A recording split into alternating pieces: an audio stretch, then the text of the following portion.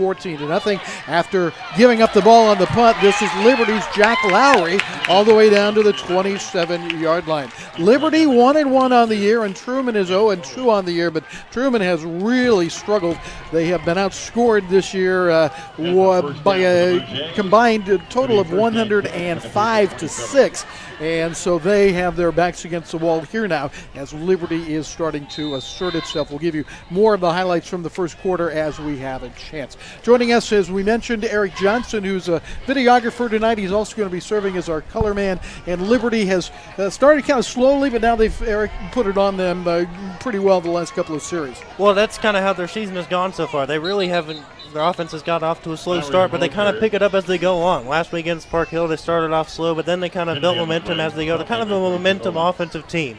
So we'll see how it kind of goes tonight. But Truman struggles on the defensive side of the ball, so it'll be interesting to watch. Lowry picks up a couple of yards, but there's a penalty flag here as Liberty winning their first game last week against Park Hill, as you said, 24-21. Lost against Lee Summit 41-18, and Truman High School lost to Staley in the opener 56-6. Lost to Liberty North last week 49-0. The Jays will be pushed back to their 36-yard line following the penalty, and with 8:53 left in the first half, have the ball here in Truman territory. The two teams have exchanged turnovers, back-to-back interceptions, as a matter of fact. Those two turnovers came in the first quarter. Out of the backfield, this is Nate Gray, and Gray's down toward the 30-yard line, and he will be about a yard short of a first down. Nathan Gray is a fullback and H-back. They played him at tailback a little bit tonight, a 5'11 senior. Well, he's a jack of all trades, and that's for sure. They've really been using him as kind of the back to Jack Lowry. Jack Lowry is kind of the main running back, but they use him as slot receiver more often than not. Kind of give that offense the extra wild card, as if you say, give them more of a punch. Teron Winters is into the game. We actually saw Liberty start out with Quentin Rash. The first play as the tailback. They had moved Lowry out to a slot, as you said, Eric, and they tried to work the ball that way. We haven't seen Rash since. It's been Lowry mostly in the backfield. Second down, and with the penalty, it's going to make it second down at 12. I said he was close to a first down. He actually got close to the original line of scrimmage. And now a Blue Jay timeout comes with 7:58 left here in the first half. We'll take a break and be back in just a moment. The Jays leading Truman by a score of 14-0. Auto, home, life, umbrella, small business, or specialty coverages, Jeff Watt of Farmers Insurance looks forward to helping you make a wise decision for your future. Jeff's been a long-time resident of Liberty and is happy to answer any questions you might have. Give Jeff a call at 816-792-1415 or visit farmersagent.com/jwatt. Jeff Watt of Farmers Insurance, a proud supporter of the Liberty community and athletics.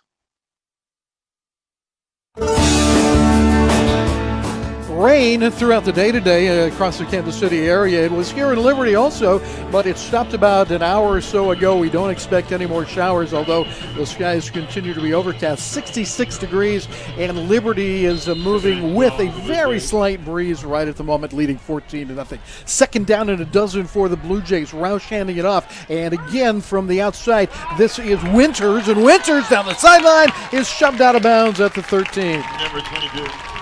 Nice in around there by the Blue Jays, trying to really confuse the Truman defense. They kind of run that style a lot, the option offense and the end arounds. They like to do those quite a bit, and a beautiful run there by Liberty.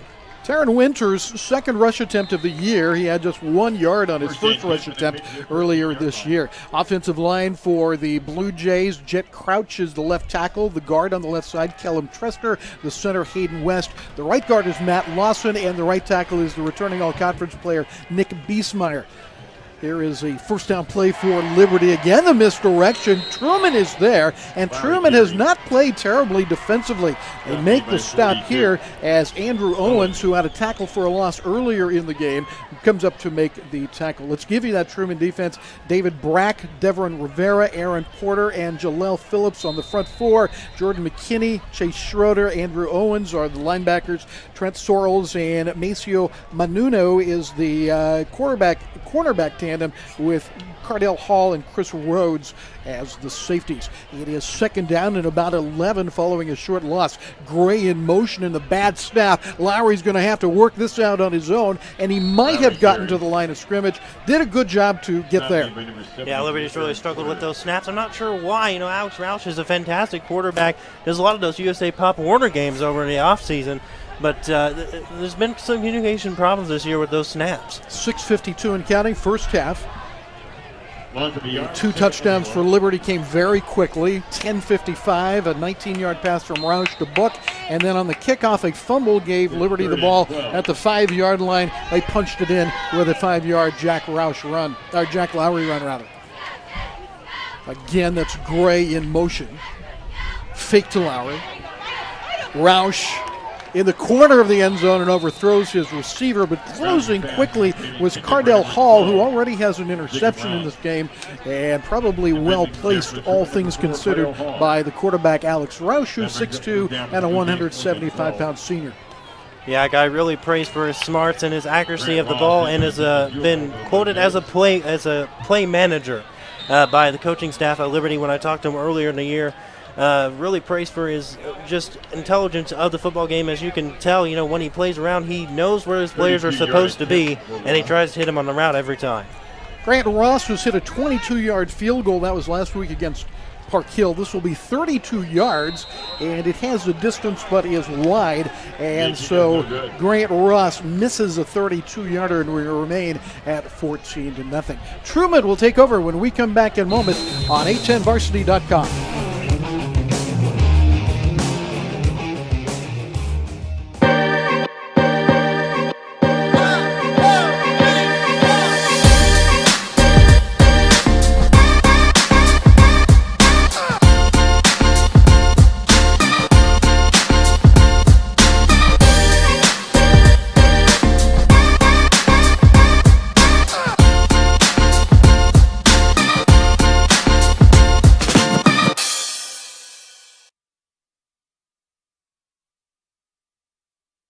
When it comes to selling or buying land, commercial or residential property in the Kansas City metro area, turn to the Rucker Group at RE/MAX First Choice. We put our 55 years of client service to work for you. Keep you informed every step of the process by utilizing powerful industry, technology, and marketing strategies to achieve results. Veteran operated, we live here, play here, and have kids in the school district. We are your local experts. 14-0 Truman. Liberty over Truman. Liberty just missed a 32-yard field goal, and now Truman takes over with 6:20 left, and our first time since our technical difficulties with a chance to see the Truman offense. The quarterback is Carter Brown. He's a junior and completes that pass out to the sideline for a couple of yards. In the backfield, Jordan McKinney is the running back. We've seen him most of the time. Trace Schroeder, a tight end, a senior, made that catch on the right sideline. He's joined by wideouts Chris Rhodes and Don Edmondson. The offensive line is centered around Jesus Carbonhall, a 5'11 senior. The guards on the left side, Devron Rivera, 6'3", 290 pounds, and a sophomore. The right guard, Aaron Porter, 6'3", 300 pounds, and a junior. They're big. The tackles are Britton Robinson, a 5'11 junior, and Joey Tacker, 270-pound senior on the right side. I'll tell you what, if you're going to build a program, that's the way to do it. Get those big boys up front. They play two ways, too. Now, Carter Brown running for his life, and is that a loose ball or an incompletion? They're saying an incomplete pass, and a break for Truman. Yeah, Liberty's done a great job of really getting the pressure in the backfield tonight, and they did a fantastic job of that last week against Park Hill. Really got in the face of Park Hill, and they're doing that again tonight. Liberty's defense is very solid, but sometimes they get a little inconsistent. Last year they had that problem, but this year they've looked solid. They struggled against Lee Summit in the opener, but back-to-back weeks so far of solid defense to start off the game. They have forced 2 turnovers tonight, forced 3 turnovers last week. although one of the turnovers tonight really belongs to the special teams on the kickoff. It is a timeout to Truman. They are facing third down, and it looks to be about 7 yards to go. And let's recap you a little bit on what has happened so far in this game, because we did have the technical difficulties. It was really an uneventful first quarter, except for back-to-back turnovers, 2 interceptions back-to-back, and really no damage done. It was a trade-off. But then, as the second quarter opened, a long pass to Michael Book down the right sideline went for 33 yards. On the next play, Roush found Book again from 19 yards out. That was with 10:55 left to play in the half, and with the extra point, it was 7-0 Liberty. The kickoff was down the middle, but hit hard. The ball comes loose, rolls back, and is recovered by Liberty at the 5-yard line. It took one play, Jack Lowry, 5 yards, and Liberty was up 14-0 with the extra point. That is where we are here, with the exception of the missed field goal just a moment ago. 5:27 left in the half. We're on a10varsity.com tonight. I'm Rick Cole with Eric Johnson, and we will start play again here with the timeout by Truman, third down and 7. Patriots 0-2. The Blue Jays are 1-1. And looking long into double coverage and picked out of the air by Chris Rhodes. He's 6'1", and he used all of it coming back to the ball to make a spectacular catch. Well, that's exactly what you want in your wide receiver. If the play's not there, make it yourself. What a beautiful job to come back to that ball with in between 2 defenders, nonetheless. That's a fantastic drive for Truman, a big first down and a big confidence booster. Charlie Pugh is the head coach of Truman. It's his second year. He struggled last year with just 2 wins, and no wins, of course, this year. But he's trying to build this program. As you said, the interior linemen are big. He's got some skilled people, and you just saw a pretty good example with Chris Rhodes' interception across the midfield line. Carbon Hall over the center is a 5'11 senior. He is the only senior, with the exception of Joey Tacker, on the offensive line. Brown started last year, the center, and handing in the pistol. And spinning his way through is Andrew Owens, who is a reserve running back. Last year he was on at least one all-conference team. He made honorable mention last year as a junior. Well, he's got that explosive body, that's for sure. And just taking the defenders with him on that run. Nice explosiveness, using that spin move to get out of the tackle, and almost got the first down there. And Liberty almost missed those tackles in general. Schroeder is going to line up this time as a slot on the left side, along with Don Edmondson. That's the side nearest to you. And they'll go with the 2x2 set out of the pistol again. Carter Brown faces a second down and 3. And again, there's a carry right up the middle and a first down for Owens. And now a late penalty flag. And another penalty flag. And a third penalty flag. Looks like an awful lot of shoving down there. Not sure what was happening. I saw a Truman defender hit the deck, or offensive player hit the deck, rather. But looked like that was close to the referee. We'll see what the call was. I have no doubt in my mind Truman, with their 2 losses and the fashion that they've lost, are frustrated and down 14-0 here. But Eric, I'm telling you, watching these guys play and talking to Coach Pugh, I've got a lot of respect for what they're doing. And if they can hang in there as they did in the first quarter, they can turn this around. But that's the kind of thing that can really bring a drive to an end quickly.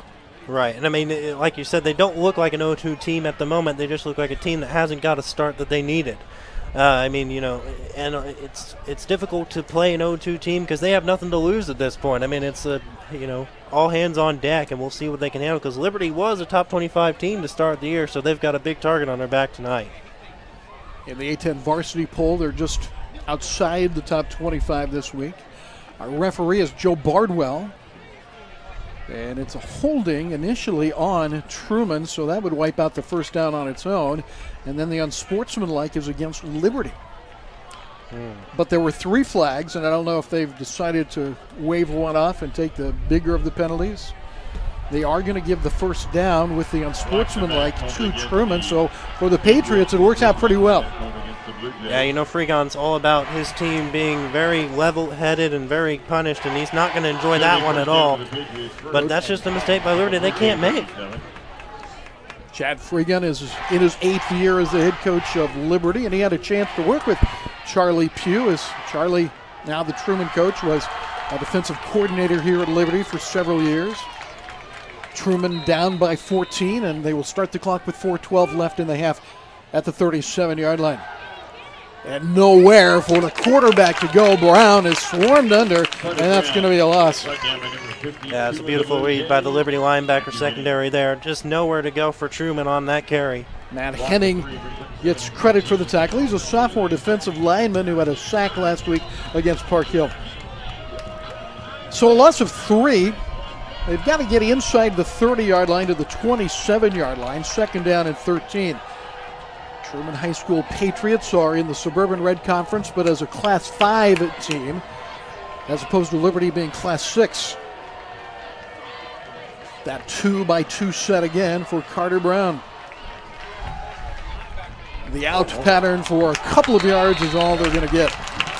Good coverage there by a couple of different players. Joe Charay was there.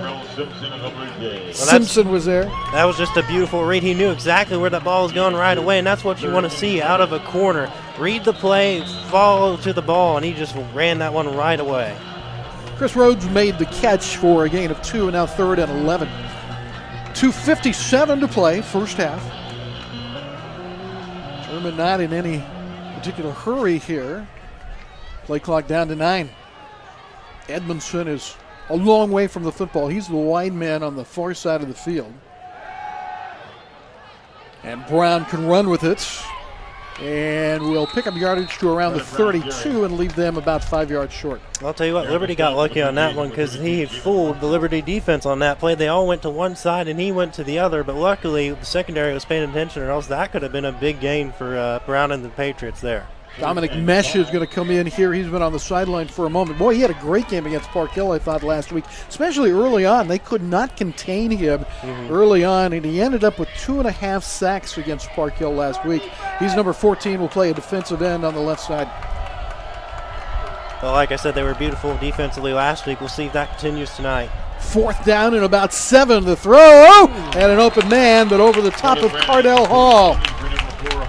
Had a shot at him, Eric, down the middle. Yeah, he saw a lot of blue heading his leg, Quinn, and in a hurry, so he had to get rid of that football. But, I mean, good effort there, just a little too much on that one.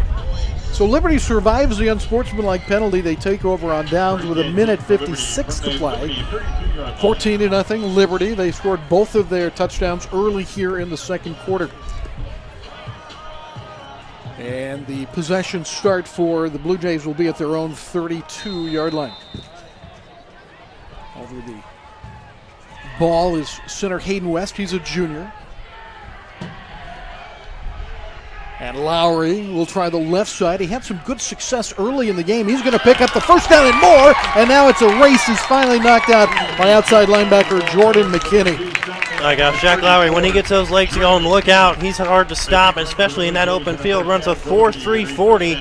And when he gets in that open field, good luck. And what a vicious stiff arm at the end. He's also got a lot of power in that body of his, and a beautiful run by Lowry. He only had about 60 yards last week rushing, but in the receiving game, 3 catches, 146 yards, 113 yards, and 2 touchdowns. So he had a big night receiving, and we've seen him in the pattern several times. Gray is the slot man to the left side. In motion is Winters. And Roush looking deep, has nowhere to go. He'll scramble and pick up a first down inside the 30 to around the 27. And that's a good read by Roush. Didn't have anybody down the field. You don't want to give Truman any more momentum at all, so just take the ball yourself. And that's exactly what he did there and got the first down. That's what we talked about before we got on the air. If you have the opportunity, just take it and run with it. And that was a smart play by Roush. Roush this year, 4 touchdowns, 4 interceptions, including 1 of each tonight. Last week against Park Hill, 12 of 21 for 207 yards, 3 touchdowns, and 1 interception. First down, Blue Jays. They lead by 2 touchdowns with the first half clock at 1:17. And the handoff, Lowry again. Look at him zig and zag and get down to the 10, get to the 5, and pull down finally short of the end zone. That was quite a run. My goodness, Jack Lowry just showing off those skills like he's had before, and what a beautiful run by Lowry on that one. He was a wide receiver last year, and we just talked about how good he's been in the receiving game, but that was quite a run as he went back and forth and got down to just short of the end zone with 1:03 remaining and counting here in the half.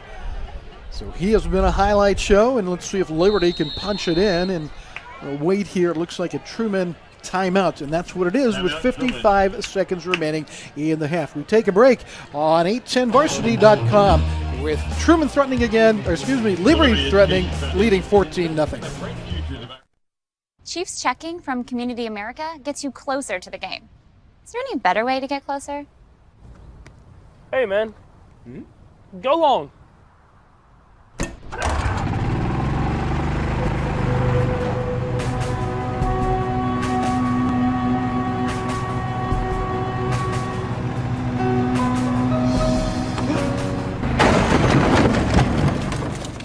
Chiefs checking from Community America.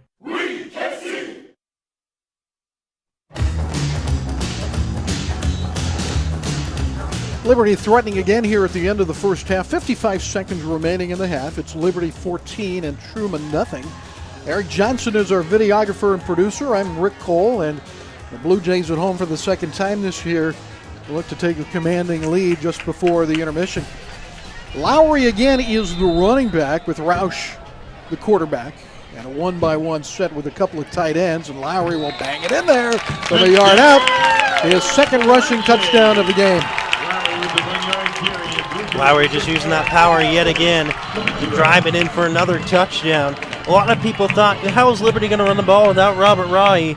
But there's your answer, Jack Lowry. Let's talk about Rai. 1,300 plus yards, 20 touchdowns last year. A tremendous stretch over a couple of games when he had 8 touchdowns in back-to-back games last year. He must have been a lot of fun to watch. Oh, he was easily the best running back in the city, no doubt about it, and he was a blast to watch. But he got hurt with that ankle injury, and it kind of prohibited what he could do at the end of the year, and you could tell that it was killing him big time because they had that big district playoff game against Staley last year, and he just didn't have 100%.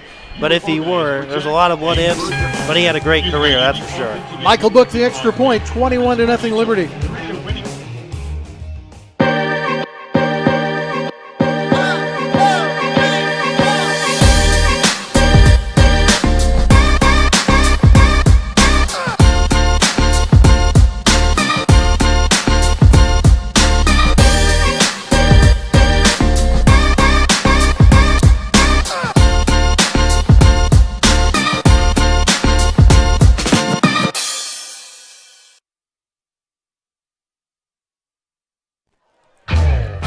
Liberty has owned the second quarter, and now they have a 21-0 lead. They have scored all of their points here in the second, and they kick off to Truman.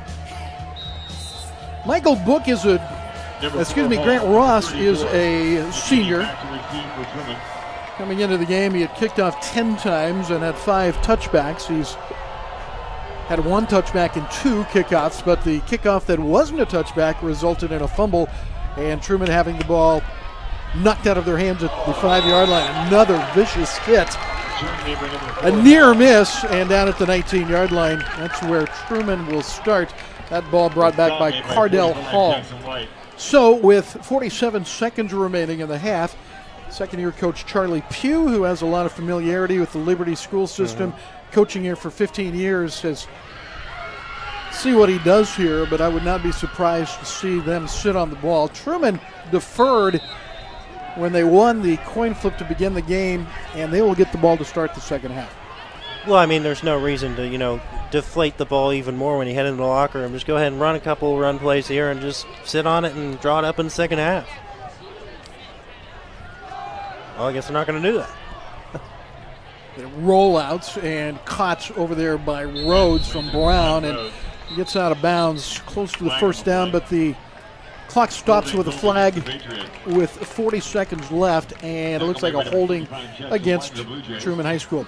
Well, it's been a rough go for Truman High School. We'll see how they come out in the second half, but they played, I thought, well in the first quarter before Liberty kind of took over. The injured man on the far side appears to be the man that cut the ball, Chris Rhodes, the sophomore wideout. Building a program, though, is so tough. You've got to do so many different things. You've got to have a little bit of luck. You've got to have the athletes, and that's one thing that Charlie Pugh has looked to do, build around some core athletes. We've seen some of them tonight already. Andrew Owens has been good. We've seen Brown and Rhodes. Rhodes made that great catch at midfield a few moments ago. Charlie Pugh knows a little bit about winning. He was an outstanding athlete at Richmond, Missouri, then went to Northwest Missouri State and was part of the resurgence. He came to Northwest Missouri State the year after they went 0-11. He came in as a kick returner and a running back. He was moved to a cornerback after his freshman year and made first-team MIAA kick returner, all conference honors as a cornerback.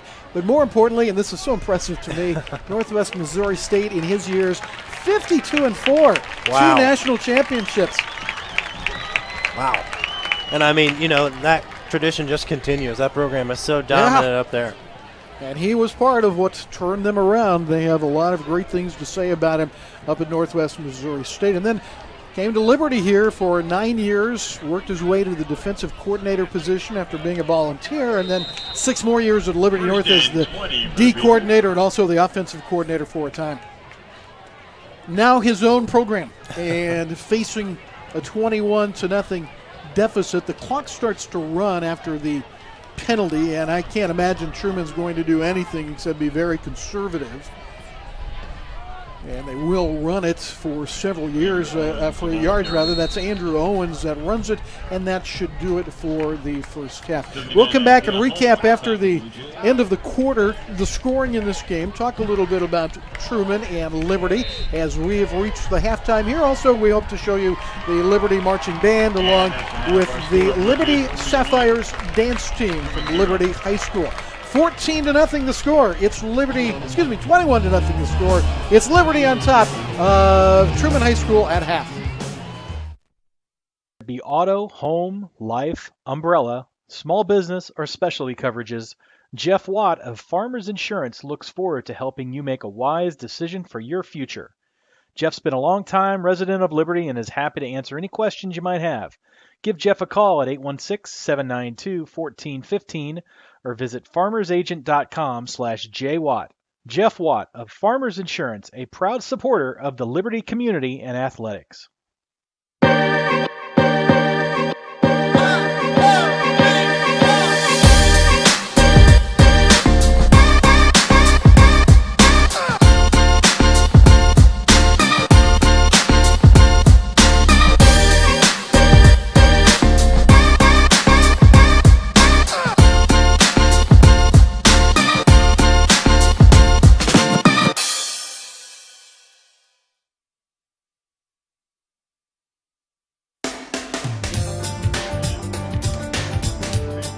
Liberty High School, Liberty Hospital Activities Complex on the campus of Liberty High School. The Liberty Sapphires are the dance team here for the Blue Jays. They are introducing them. We'll go quickly through the scoring, and then we'll give you a chance to see the dance team.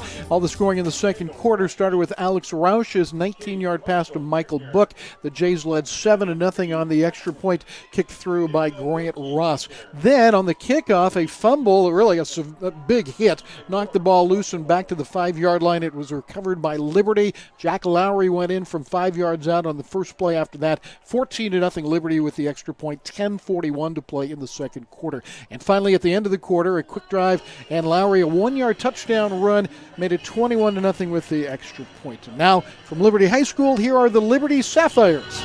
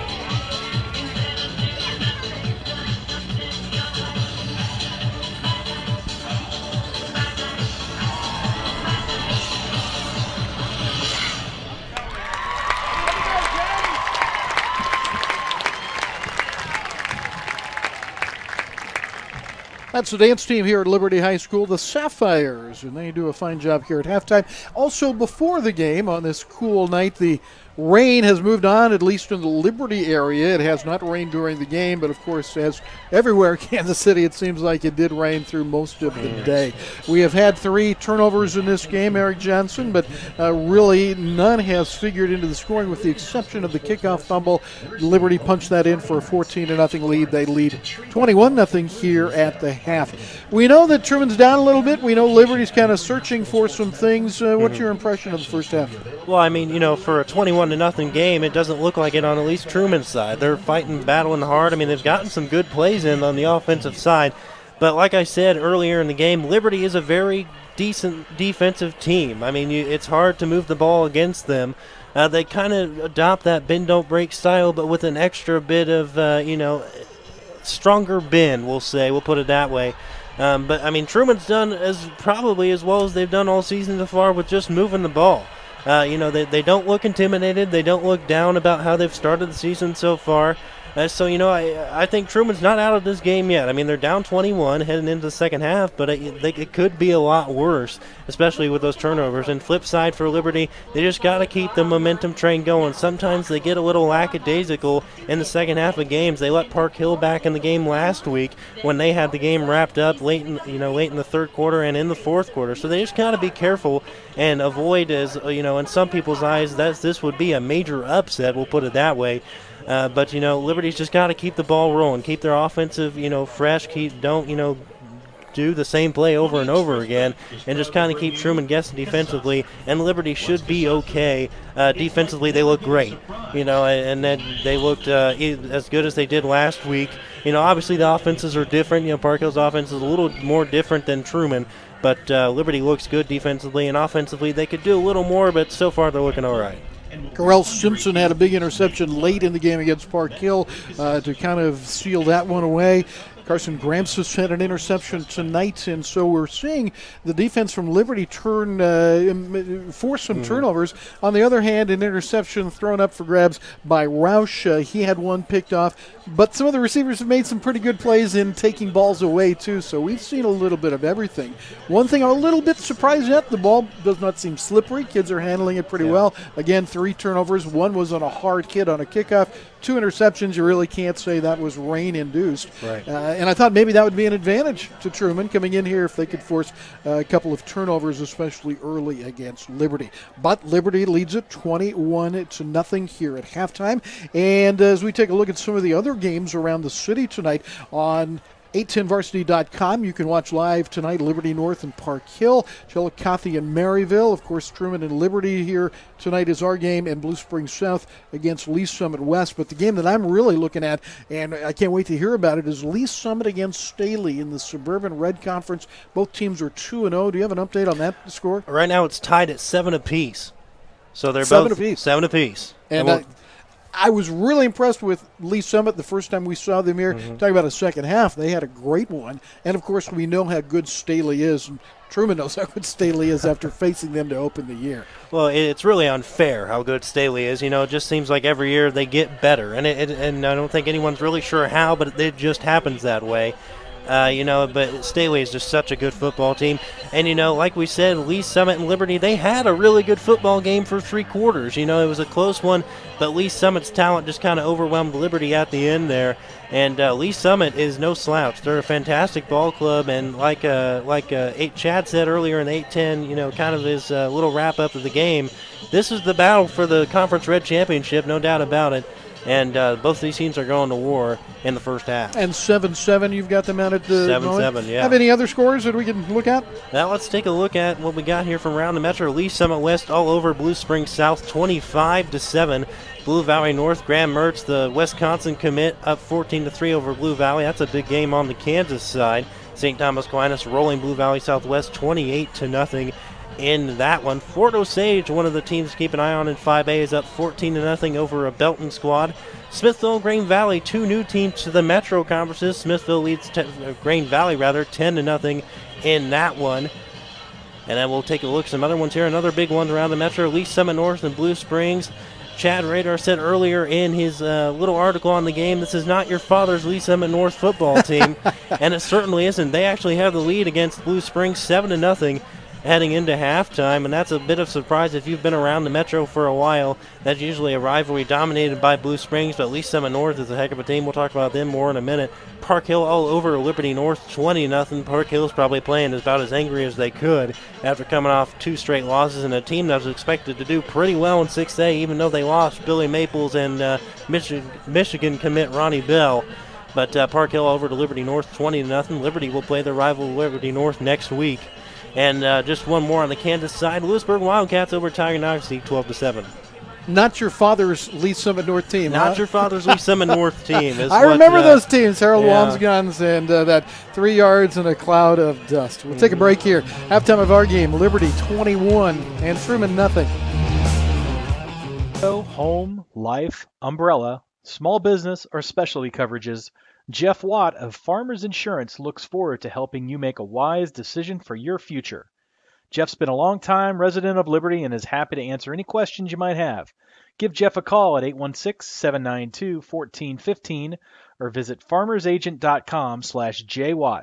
Jeff Watt of Farmers Insurance, a proud supporter of the Liberty community and athletics. When it comes to selling or buying land, commercial or residential property in the Kansas City metro area, turn to the Rucker Group at RE/MAX First Choice. We put our 55 years of client service to work for you. Keep you informed every step of the process by utilizing powerful industry, technology, and marketing strategies to achieve results. Veteran operated, we live here, play here, and have kids in the school district. We are your local experts.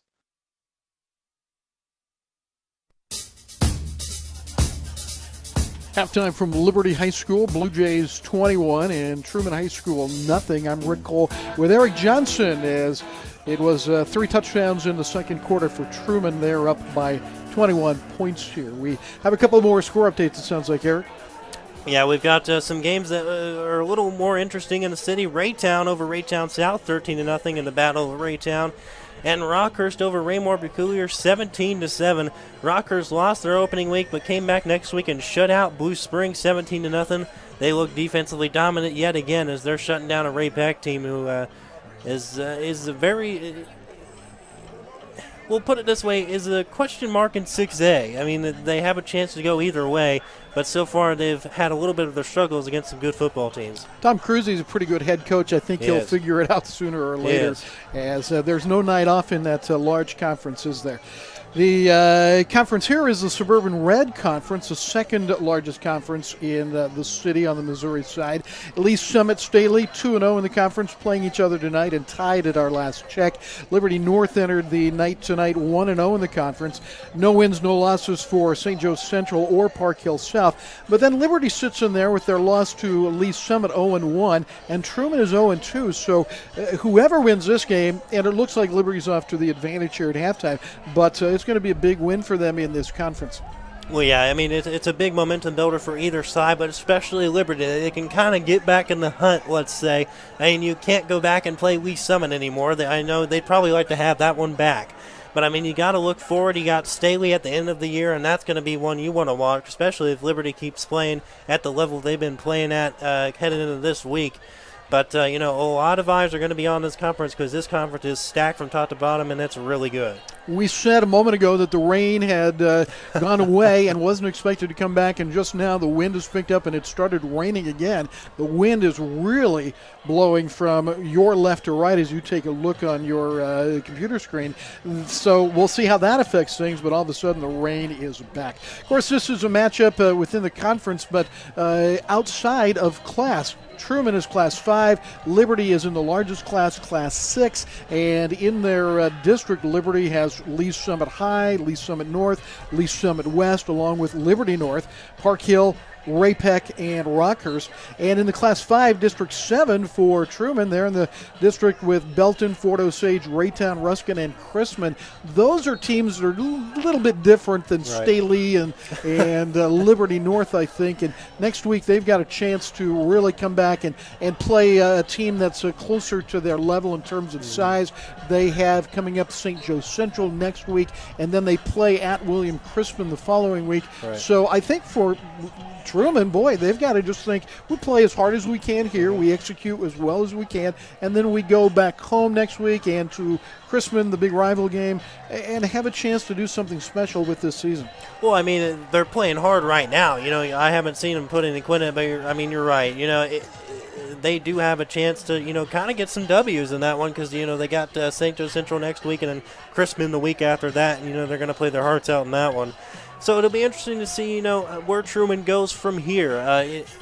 But this is definitely a learning point for Truman, and this whole year has kind of changed since Liberty swapped from 5A to 6A, and then they were in 6A previously for the longest time. Then they swapped down to 5A, and now they're back in 6A. So it's an interesting year. We'll put it that way. There was a gap when these two teams did not play each other. Then they resumed the series in 2014. Truman won in 14 and 15. Liberty won in 16 and 17, and last year a blowout as Liberty won 54-7. And so they're looking for their fourth straight win over Truman tonight. We'll take a break. The Liberty Blue Jays back out onto the field in the rain, getting ready to face Truman in the second half.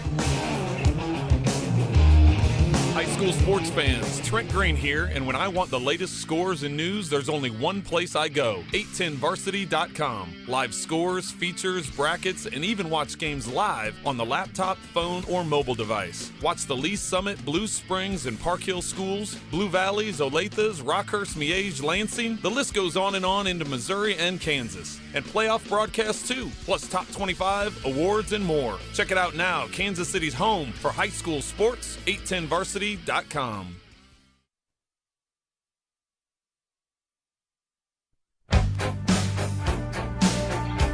Second half kickoff coming up momentarily, 21-0 Liberty, and Eric Johnson takes a look at the 810 Varsity Top 25. Well, I mean, it's about as good as you can get this year, that's for sure. You got Bishop Miege, one of probably the best team in Kansas City, on top at number 1. St. Thomas Aquinas not far behind him at number 2. Lee Summit West comes in at number 3, and then we always talked about those Staley Falcons. They're at number 4. Lawrence Free State is at number 5. Lee Summit North, like we said earlier, not your father's Lee Summit North Broncos. They sit at number 6. Rockhurst, the traditional power, at number 7. Heading into this week, Blue Springs at number 8.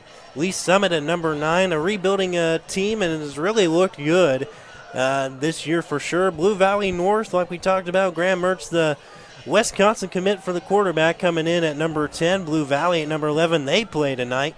Fort Osage at number 12. Platte County, a somewhat forgotten team up north, is very talented. They're at number 13 heading into the year. Mill Valley at number 14. Kearney Bulldogs, we know how good they are. They're sitting at 15 though after week 2. Smithville, another team that's kind of somewhat forgotten as well. They're at number 16. Olathe North at number 17. Basehor Linwood sneaks in at number 18. Ray-Peck sitting at 19 at the moment. Gardner Edgerton making their return back to kind of the glory days. They're sitting at number 20 right now. Odessa at number 21. Shawnee Mission East at number 22. Paola at 23. Olathe South at 24. And how about this? North Kansas City breaks into the top 25 for the first time in a long time. And they're looking really good to starting off the year. Good for the Hornets. Good for them. We are about a minute and a half away from the kickoff of the second half. In the first half, it was Truman deferring, so they'll receive the ball in the second half. Down 21-0. All the scoring in the second quarter. Alex Roush to Michael Book down the right sideline, set them up at the 19-yard line, and then he found Book again on the next play for a 19-yard touchdown. 7-0 Liberty at 10:55 left in the half. After the kickoff was fumbled on a severe hit, a violent hit, ball rolled back to the 5-yard line, recovered by Liberty, and Jack Lowry ran it in to make it 14-0 Liberty. And finally, at the end of the period, Lowry another 1-yard touchdown run, and it is Liberty 21-0 at half. Kickoff coming up in the second half. The Blue Jays and the Truman High School Patriots. Whether it be auto, home, life, umbrella, small business, or specialty coverages, Jeff Watt of Farmers Insurance looks forward to helping you make a wise decision for your future. Jeff's been a long-time resident of Liberty and is happy to answer any questions you might have. Give Jeff a call at 816-792-1415 or visit farmersagent.com/jwatt. Jeff Watt of Farmers Insurance, a proud supporter of the Liberty community and athletics.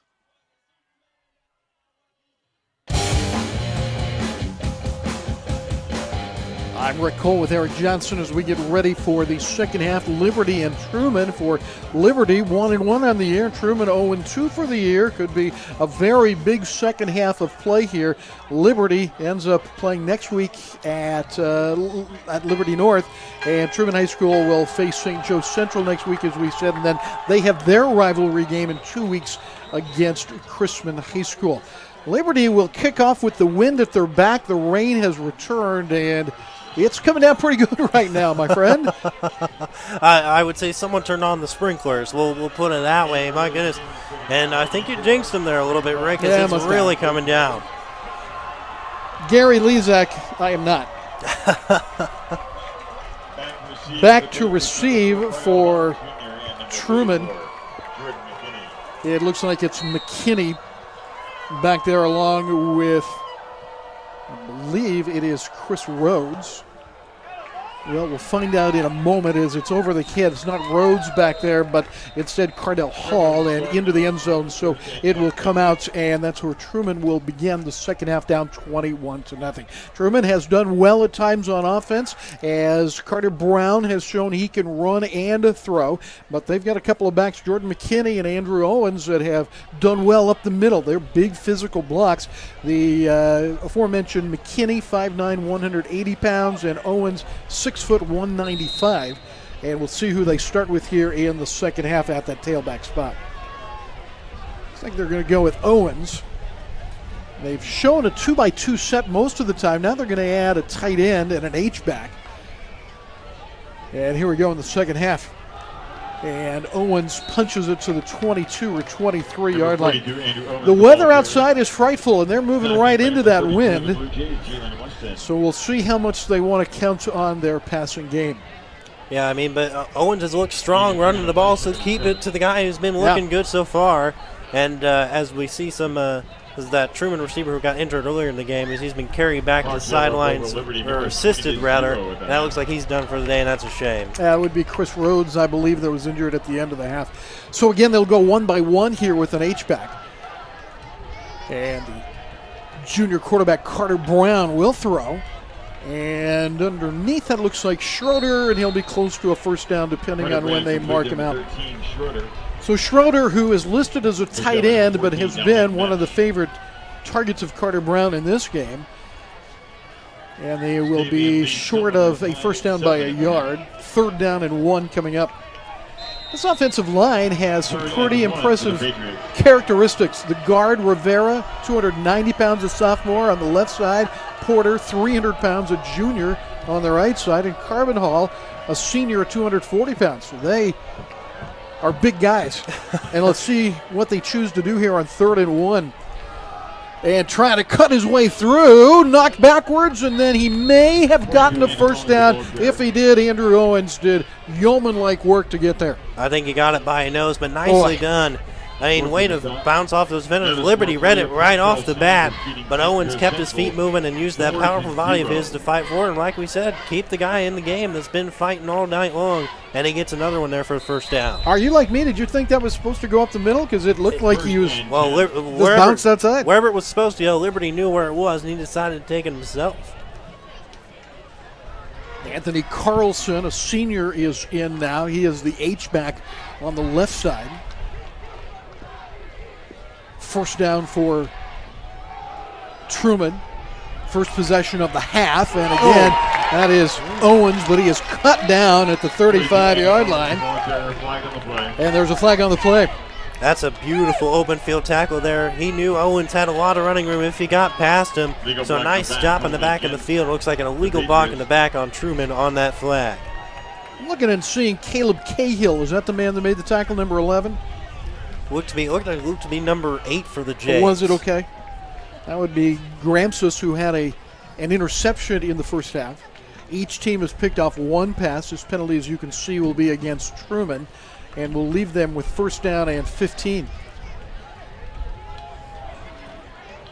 First and 15. So now Truman backed up to their own 25-yard line with 10:40 left in the third quarter.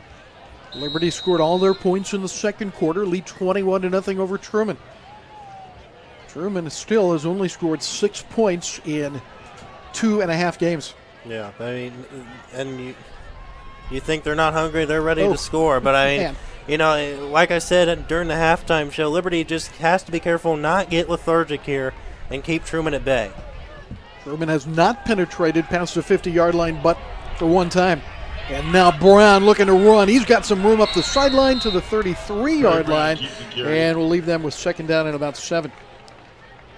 So Brown again shows he can run. A returning starter at quarterback. He's just a junior. A hell of a chance to be a 3-year starter at Truman as they continue to build this program. And you don't see it in wins sometimes, but you can see in certain characteristics on the field that I like what I see out of Truman. Yeah, I mean, you can see it in their effort, that's for sure. You know, they don't look like a team that's rebuilding. They look like a team that wants to win right now. I mean, you know, they've got some tough competition, but they definitely don't show it, and that's a lot of high praise for Truman. Carlson is the tight end on the left side. He is a 5'7", 155-pound senior and open at the 40 but dropped. And that pass should have been caught, I think, down there in the flat. Out there was Maceo Manoa, who you've seen in the defensive backfield at corner. Well, that ball may be getting a little wet now, so that could have been a little bit of a slippery pass there, but he was wide open. Hit him in the chest, just couldn't reel it in. Third down 7 for Truman. They're down by 3 touchdowns. Defensively, Isaiah Hall, the nose tackle. And now in there is Ethan Moore, it looks like. He's a 250-pound junior on the nose. Dominic Mesh is the left end, and on the right sided end is Matt Henning. Mesh, a senior, and Henning is a sophomore. And this is over before it starts on 3rd and 7. And what are we going to have here? A timeout called by Truman. Okay, didn't see that. Timeout called by the Patriots. They're facing 3rd down and 7. We take a break on 810varsity.com.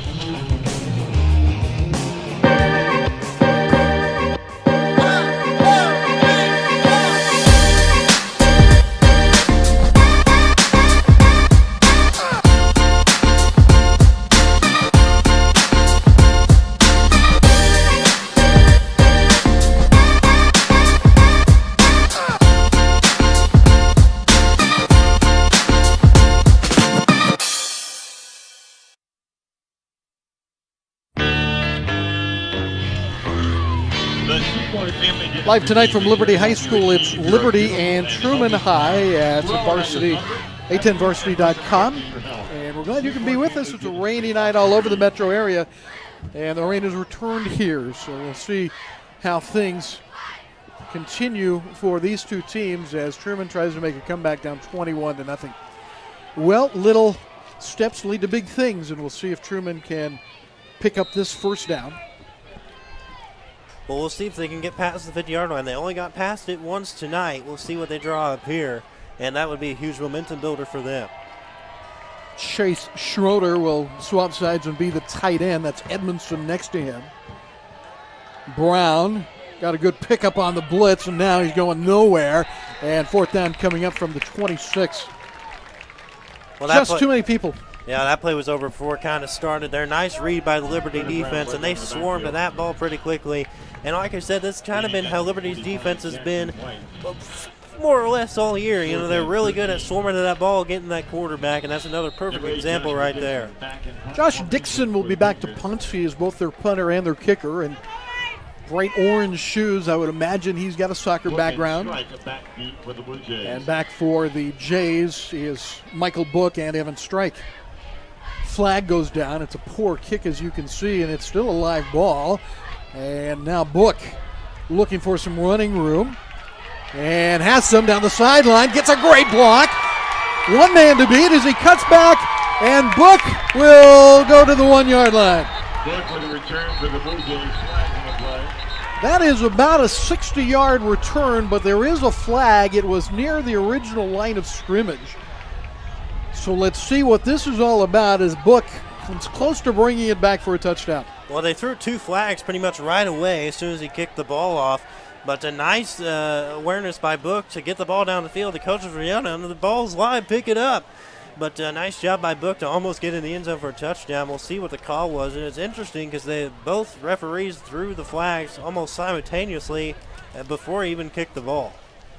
Special teams have been big for Liberty the last couple of weeks. Tonight they get a fumble recovery on a hit on a kickoff, rolls back to the 5-yard and they recover it. Then last week they block a punt and end up with a field goal that eventually made the difference in the game. Illegal procedure, and then also, was that a holding? I'm sorry, false start, and it looks like maybe illegal hands to the face, something like that. Block in the back, they Yeah. said, and so offsetting penalties here, and I believe they will kick it over. But last week, that blocked punt early in the game led to a field goal, and the eventual score, 24-21. That block punt was big. The special teams have been big for Liberty. Yeah, they've looked solid so far, and they've really teams have been kind of kicking away from the main punt returners because, as we saw before the flag was thrown, we saw how deadly they are there, and teams know it. And now they'll make a switch, and it'll be Schroeder back, I believe, to punt. And he gets a terrible snap and still got it off. Good job by Schroeder. That ball rolling toward midfield, and at the 49 it is finally down by Anthony Carlson, and that's where Liberty will take over. So they make the switch and have Schroeder punt after Dixon's punt was just bad. Got a good bounce on it, but Schroeder does a little bit better, and the result is Liberty starting at the 49. Well, you had a not so good punt, and then you had a not so good snap on the next try, Right. so Truman couldn't really catch a break on that one. Talking about good-looking athletes, I think Schroeder's done a nice job for Yeah, he Truman has. tonight in offense, defense, and now we see him on the punt team. Roush goes to work for the first time in the second half. Jack Lowry punching it outside, and he's got running room. He's had a nice night so far, and down to the 41-yard line. That will be very close to a first down. Yeah, nice run by Lowry there. Hasn't had the workhorse numbers that you would expect a guy like him to have. He just kind of is a utility man, but a very talented utility man, we'll put it that way. You can slide him in any slot almost, but a nice run by Lowry there. They kind of use Nate Gray and a few other backs to kind of counteract and use Lowry in the slot. We'll see what they draw up here. And now that's exactly what they do. That's Lowry in motion, and before the snap with Gray in the backfield as the running back, there's a whistle. Not sure that they had the sticks set yet. That might be one thing. There was no flag. Yeah, and they were working to get the sticks in the right position. They did give a first down on Lowry's run. And now the crew of Joe Bardwell, along with Adam Tucker, Corbin Soliday, Jim Gallagher, and Matt Snyder talk about this, and they're going to wave off the flag, and we'll do it over again. Gabbard flag.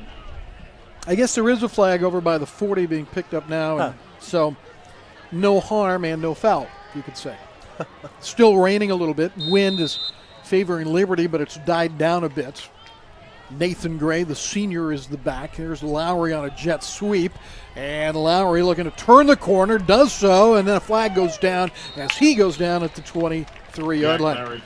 I mean, look at that speed, even though it may come back on Liberty here. Just look at that Flag on flat the play. speed he has coming out of that backfield. Like I said earlier, he runs a 4.340, and he just, open field is deadly for him. But that's Holding- going to hurt Liberty. Holding will be on Liberty, Eric, and so that'll bring that back. You know, the one thing you talked about using Lowry as a running back and kind of using other people back there. Keep in mind he was a wide receiver. He's not like those Truman backs that are big and strong and can go up the A-gap several times. I think maybe they're pacing him a little bit, I would guess, trying to make sure he makes it through the season because he's listed at 5'11", 175, and again, doesn't have that bruising body, but boy, can he get outside. Yeah, I mean, like you said, it's all about the speed, and he can fly. And, it could be a little bit of, saving him because, what happened to Robert last year. You kind of want to save your star players, and, Fregon knows how to do that. Jacob Brown is the man wide on the left side. They'll look his way after faking to Gray, and Rouse looking for about 10 yards down to the 41-yard line after the penalty made it 1st and 20. Roush had a guy maybe on the sideline. He was looking for him, but it kind of felt like his time had run out. So that's a smart play. You can't force anything, especially in this rain. So Roush had the right idea and got a decent amount of yards, got the penalty yardage back. It was 1st and 19 officially, and now with a 9-yard pickup, 2nd and 10. I had a chance while we were having our technical difficulties to watch Roush and the decisions he was making, looking at the secondaries he threw, and he did not make a lot of real good decisions, quite frankly, early on, but boy, he settled down in the second quarter and here in the third quarter and not forcing balls like he did in the first quarter. Lowry the hand, and they've got blockers there for him. He'll cut back and get about 5, maybe a little bit more. And that will leave them with a manageable 3rd down, right around 4 yards to go. Yeah, nice cutback by Lowry there, and way to just find some room and just get enough yardage. And like you said, Roush has really changed his game here in the second half. Realized how the weather is, and he hasn't made those mistakes that he made earlier in the game. And that one interception he had was off a deflection, so it wasn't a terrible pass. He just kind of got unlucky on that one, but he's really changed his game here in the second half for the better. Cardell Hall picked that ball off in the first quarter, and then an interception by Liberty coming back the other way. Interception by Gramsus on consecutive plays. And now Roush looking long. He's got a man wide open and dropped at the goal line. Oh, boy. Man, oh, man. Had him wide open, just led him a little too far on that play. That was a touchdown. Jacob Brown just off his fingertips, and he's going to kick himself on that one, but I think Roush will tell him that's my fault.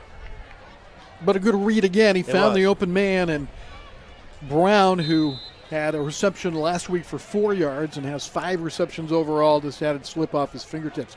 Now 4th down and 4. Liberty in 4-down territory here, even with the slight wind at their back. That would be an extremely long field goal for Grant Ross. They will go for it, and they stack 3 wide receivers to the right and 2 to the left. And Roush looks to the left side now. Looks to pull it down and run. He'll have a 1st down and more to the 25-yard line. Again, a nice decision by the senior quarterback.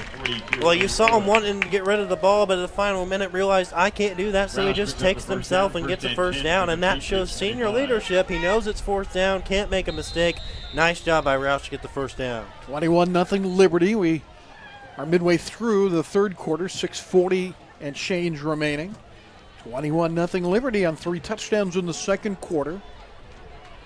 And Liberty taking their time here with the lead, and wind and rain a factor tonight. Gray is again the H-back leading the way. Lowry's got all sorts of room. Lowry headed to the end zone, and Lowry has his 3rd rushing touchdown of the night. This one from 25 yards. Jack Lowry with a 25-yard run. Well, when Jack Lowry gets in the open field, like I've said all night, good luck.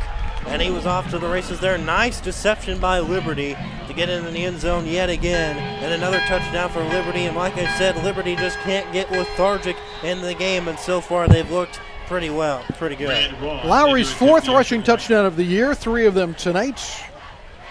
And now Ross will try to add the extra point and make it 28-0. Gray is the holder. And right down the middle, the extra point is good. Liberty 28 and Truman nothing here in the third quarter with 6:19 remaining in the frame. Chiefs checking from Community America gets you closer to the game. Is there any better way to get closer? Hey, man. Go long.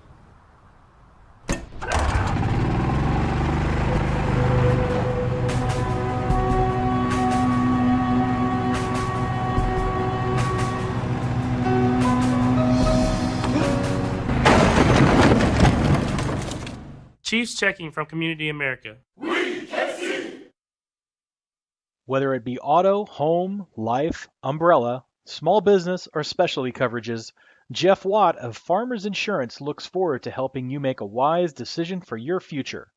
Jeff's been a long-time resident of Liberty and is happy to answer any questions you might have.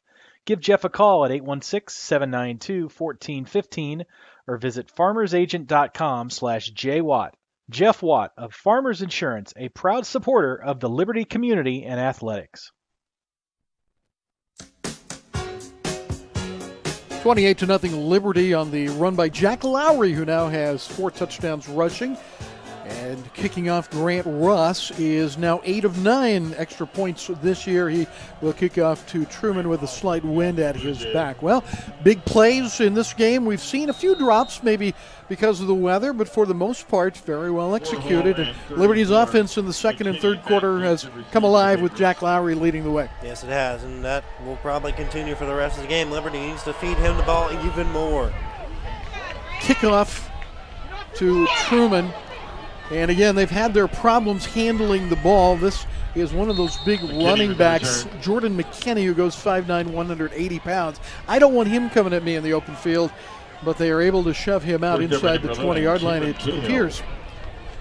Yeah, no, I don't either. No. Yeah. Especially tonight with all this rain, I think I'll sit up here.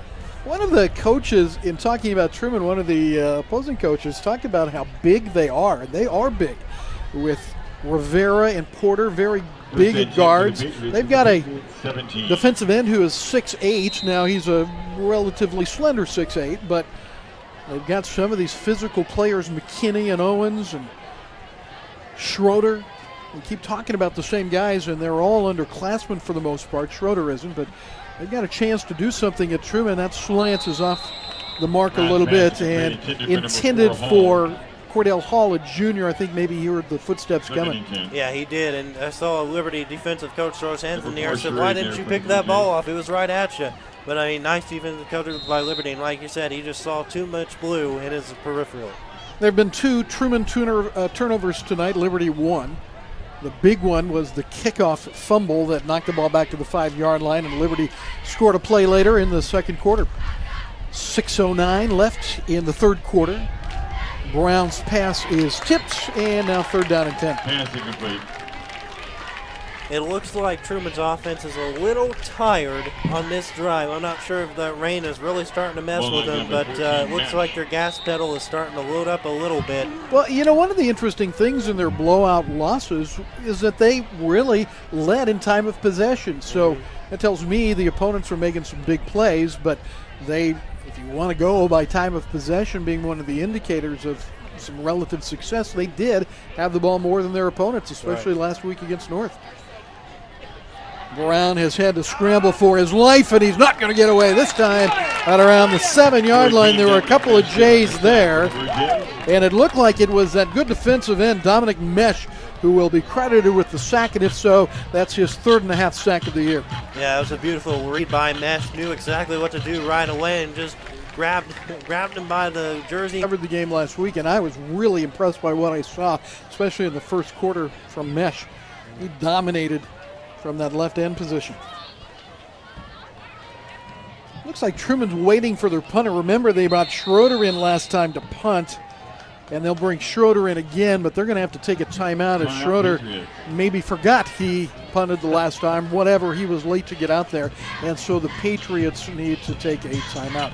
On WHB, or rather on A10 Varsity tonight, 4 different games live on the Missouri side, including the matchup between Blue Springs South and Lee Summit West, the game between Liberty North and Park Hill, and Maryville and Chillicothe are all live tonight, along with our game Truman here at Liberty. You looking at scores? Are you having any chance at Lee Summit's and Staley game? It's a big one. Well, by the way, you mentioned Lee Summit West and Blue Springs South. I'll bring that up for Lee Summit West all over Blue Springs South, 34-7. Wow. Bishop Miege, the #1 team in the city, rolling 49-7. Fort Osage, 27-0 against Belton. Now we'll roll down to that game of the big game, Staley versus Lee Summit. Staley has taken the lead, 14-7. That is a big one. Both teams are 2-0 in the conference after 2 weeks. Strike on the left side of the return team, and Book is on the right side. Remember, Book nearly ran one in from midfield last time, but it was called back by a penalty. Schroeder hangs it in the air against the wind, and Book hit him, I believe, and it looks like Truman recovered it. I did not see a fair catch signal, but they've got to give him room to catch the ball. They do. And so with that ball being held up in the wind, changing its flight pattern, I'm sure, this will be an interesting call for Joe Bardwell in the officiating Well, you could tell that punt was waterlogged. You could tell that much because that wasn't a very deep punt. But yeah, I think he attempted to wave his arms in the air, but I didn't see a full acknowledgement of it. I didn't see anything. So we'll be interesting to see. And Truman swarmed him pretty quickly. And then a flag is thrown. So it will be catch interference, it appears. Karen Winters, let me change that. For Truman, it was Donald Edmondson who was in the area, recovered the ball. But again, the illegal touch, illegal procedure officially will negate the fumble recovery. So you've got Book not realizing he needed to make a fair catch, and Truman not realizing where the ball was.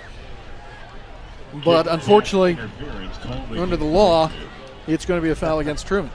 Well, you could tell on the fumble recovery, neither team was really sure what was going on. Truman just jumped on the ball to jump on the ball. But like you said, an illegal catch interference on the Patriots. And they're going to place the ball at the 23-yard line. The sticks on the far side are going to need to move, and they do. 5:07 remaining, third quarter. It's been a long third quarter. 28-0 Liberty over Truman. They are attempting to keep the ball dry, but it has been raining since halftime. Yeah, good luck with that. Dry first half, but a wet second half. And here we go. Roush has them up at the 23 with a 28-point lead. That's Lowry over tackle, and a flag comes in as Lowry makes his way down to the 5-yard line and still on his feet, but I think this one may come back.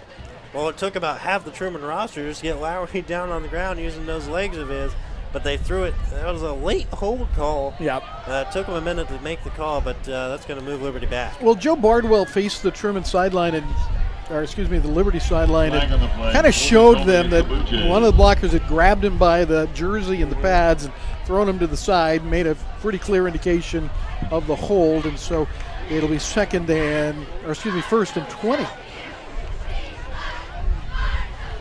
And that should put the ball back at they're going to put it at the 29 on the hold. So ends up being about a 6-yard penalty. Gray in motion. The bubble screen. Book trying to get free, and now he coughs up the football, but it goes out of bounds at the 21 or 22. Can't get much luckier than that. I mean, Book had the bubble screen was read decently well, just a nice block in the open field there. And then that ball must be really, really wet because that was a nice knock away by the Truman defense, but luckily for Book, it flies out of bounds. Andrew Owens was shaken up on the play. He's going to have to come off here. And it will be 2nd down and 9. So they pick up about 6. Lowry now off tackle, and he's had great success with this play, and he's finally pulled down from behind and should have a first down. Trent Sorrells, the cornerback, made the tackle. Number 3. And they'll place it down at the 8-yard line. Yeah, Jack Lowry having himself a night all around. Nicely done by Lowry. Hasn't really had a super breakout. Had a nice game last week, but this is easily the best game of the year for him so far. Yeah, he did his damage last week with 3 receptions, 2 of them for touchdowns. First down and goal for Liberty. Up 28-0. Lowry taking the handoff, and that's not a lot of room, down to the 5 or so, but ran into a couple of tacklers. Aaron Porter, the big junior, a defensive tackle, and Jaleel Phillips is in there as well, a junior.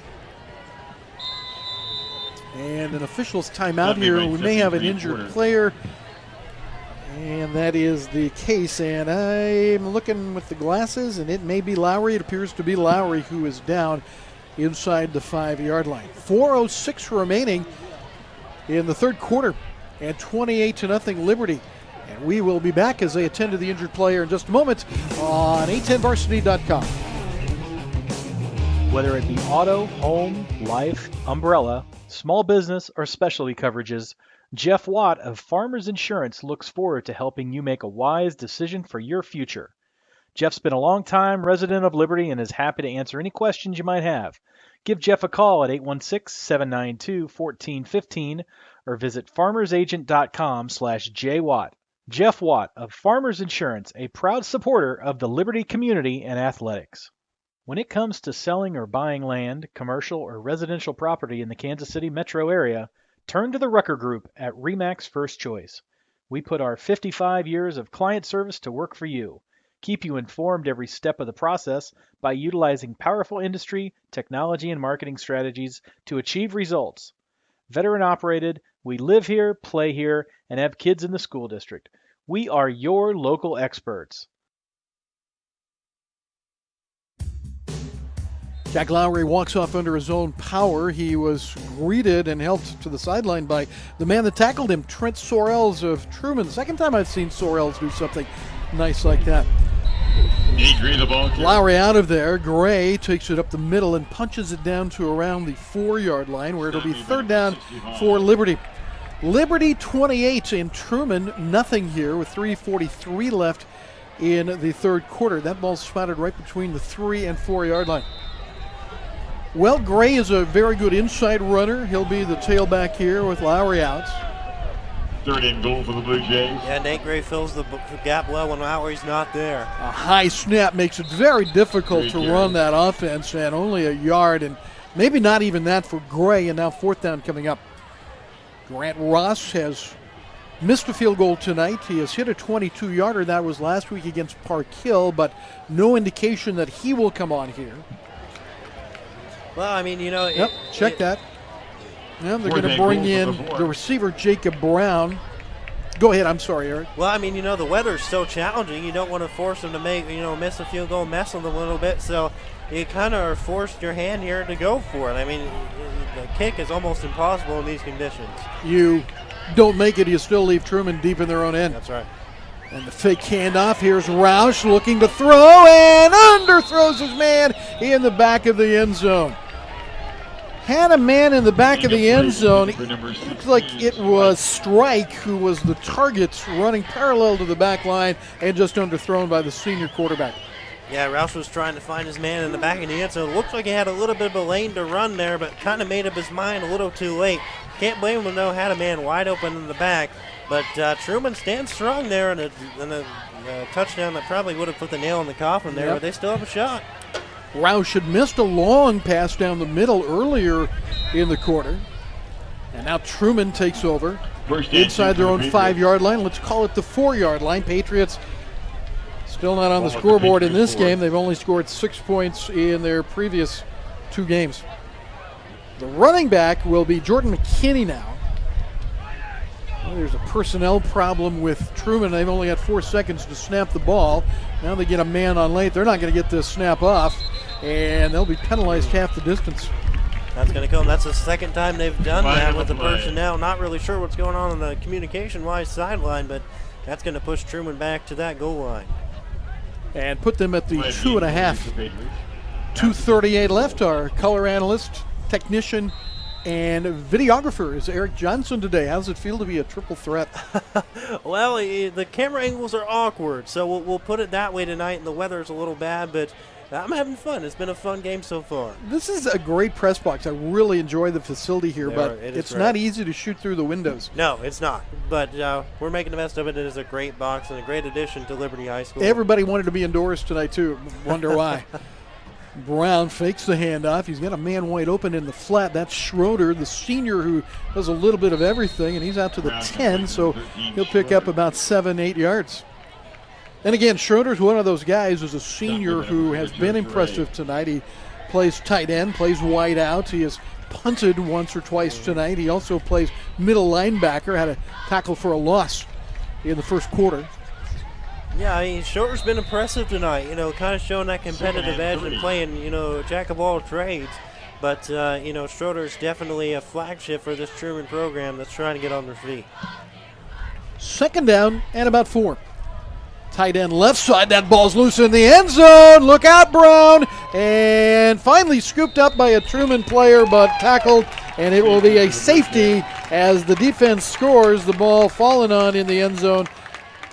It looks like, well, I'm not even sure who it was, Eric, but the ball snap was low, got by Brown, rolled into the end zone, and you knew there was trouble coming as the safety comes with 1:50 in the third.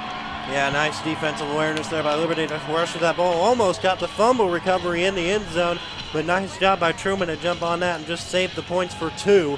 But Liberty's defense strikes again, 30-0, Liberty on top. And like I said, consistency is key for the Blue Jays this year. They got to stay on that same path, got to keep their motor going. They had troubles with that in some games last year and early in the year this year, but they haven't had any troubles with that tonight. They're looking good heading into their rival game against Liberty North.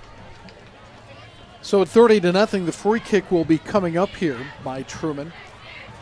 Next week, as you said, Liberty North and Liberty. That's going to be a fun game, and it's going to be an important game, it looks like.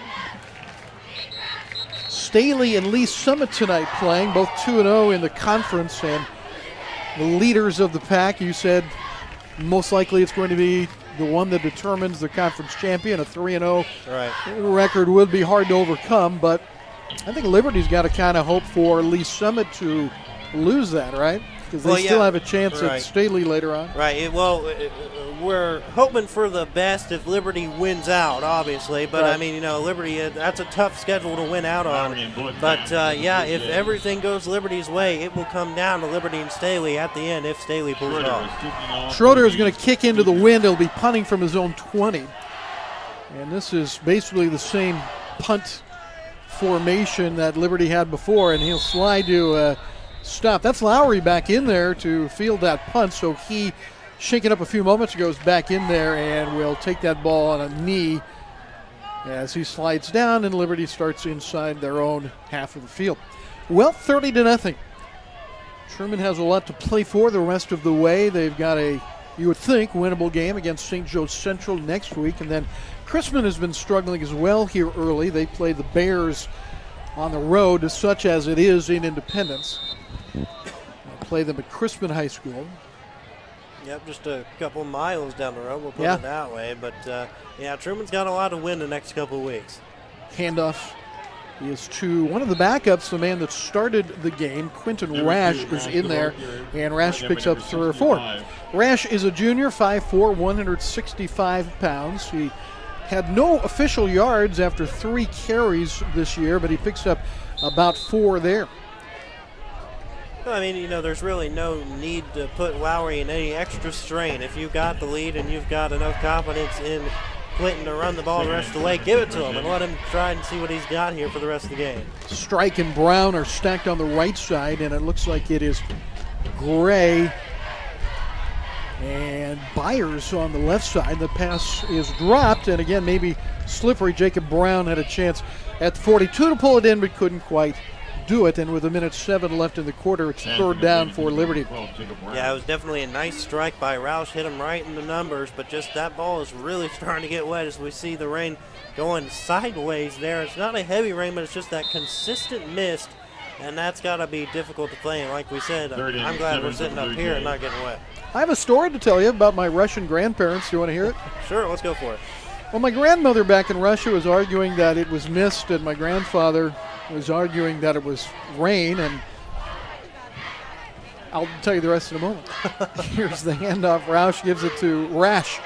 And Rash dropped the ball, and at the 46-yard line, it looked like Truman was the first one there, and they do force a turnover as a fumble comes here in the 3rd quarter. Yeah, it's a nice defensive awareness there by Truman. Just be hungry. Stay for that ball. Even though you're down 30, just keep fighting and stay hungry. Nice job by Truman to strip Rash, who doesn't play a whole lot, and they took advantage of that and stripped the ball away in these wet conditions. And Truman gets the ball back, and maybe they can get some points on the board here. You're reading my mind, and they have great starting position at the 56 to my recollection. I'll test your recollection as well. They have not been into Liberty territory but for one time, correct? Correct. This would be their second attempt to get in past the 50. Schroeder is the tight end on the right side. That's a poorly thrown ball that sailed a little bit into the wind, intended for the wideout, Don Edmondson. Nearly picked off, it looked like, there by Joe Charest. Well, he made up his mind right away. You could tell he looked for his man, and he threw the ball, but nice defensive read by Charest to make sure that ball didn't go much further. And Truman looking to draw it up here, and we'll see what they can fire up. And like we said, we'll see if they can get across the 50 for only a 2nd time of the game. You got to believe that'll be a big reward for that Liberty defense after this one. Sheree, as a senior, came into the game with 9 tackles, 2nd and 10. And there's that power running game up the A gap to the 50-yard line with 47 seconds left in the quarter. That's a gain of 4, so 3rd down and 6 coming up. Just thinking that for Truman, they can get a first down here, and they get the wind at their back in the 4th quarter. They could put together a good quarter.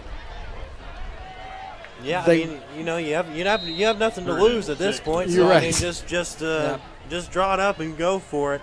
But we've seen crazier things happen in the game of football. We'll put it that way. Especially on a stormy night here in Liberty. Schroeder will be the tight end again, left side on this 3rd and 6 snap. This will likely be the final play of the quarter, and it comes and will be a little bit short of a first down on a carry of 3. By a new running back into the game. That is Dion Ray, a senior at 5'10", 175 pounds, and it looks like Truman will have a decision to make here as we go to the end of the 3rd quarter. 4th down and 3 coming up for the Patriots. They're down by a score of 30-0 in Liberty, Missouri tonight. Back with the 4th quarter after this. High school sports fans, Trent Green here, and when I want the latest scores and news, there's only one place I go, 810varsity.com. Live scores, features, brackets, and even watch games live on the laptop, phone, or mobile device. Watch the Lee Summit, Blue Springs, and Park Hill schools, Blue Valleys, Olathes, Rockhurst, Miege, Lansing. The list goes on and on into Missouri and Kansas. And playoff broadcasts too, plus top 25, awards, and more. Check it out now, Kansas City's home for high school sports, 810varsity.com.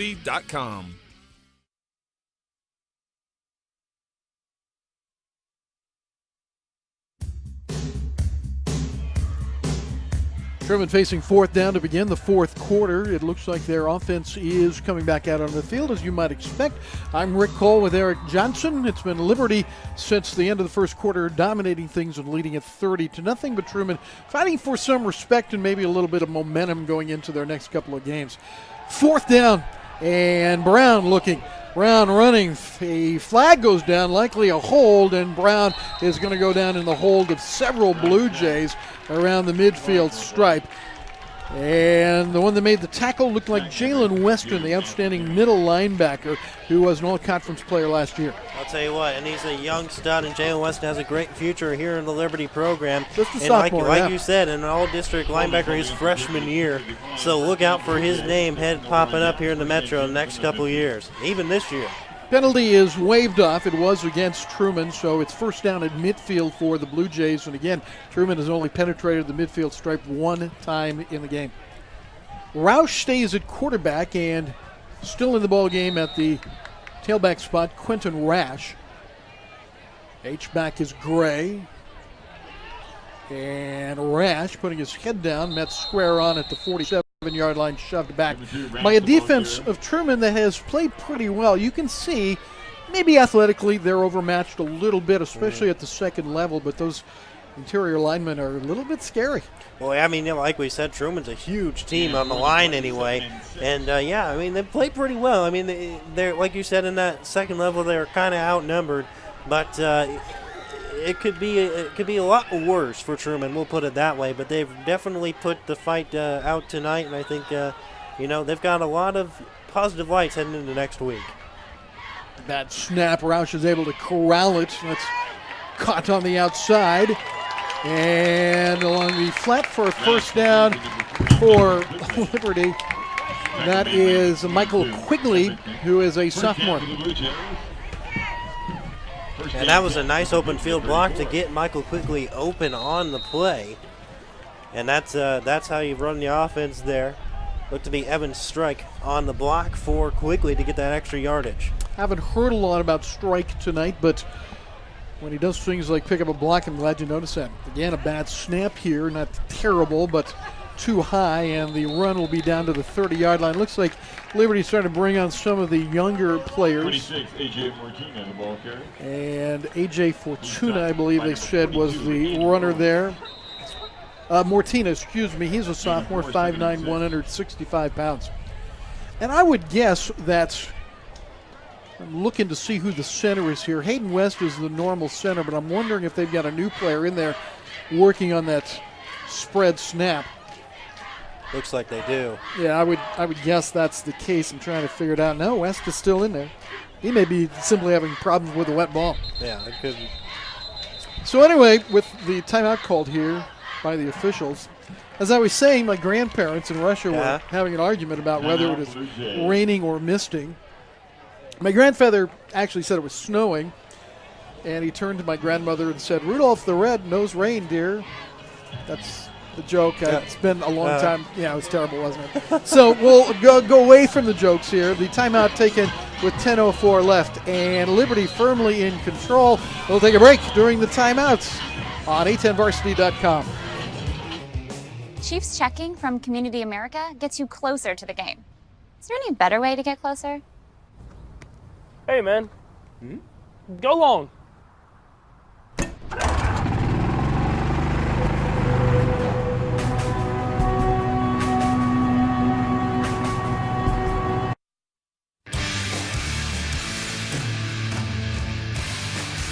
Second down at 6 for Liberty, as Roush is still in there, but some new players in as well. This is Quentin Rash, who has recovered nicely from fumbling the ball on the last drive. He gets down to the 20 as a flag comes in. Just as a short disclaimer here with 9:57 left, I'd like to inform everybody, as I did you during the break, Eric, that joke has not been told for 30 years by me. So I've got to work on that one a little bit. You know, I could tell you were making it up on the fly as you I wasn't went, making it up. I just was trying to remember it. Well. It's terrible. That's all right. Terrible. Against the Blue Jays. Blue Jays will be called for a hold here as we try to pick up some of the players that are into the ball game for Liberty. And you would expect to see a lot of subs at this point. Ball spotted back on the 36-yard line.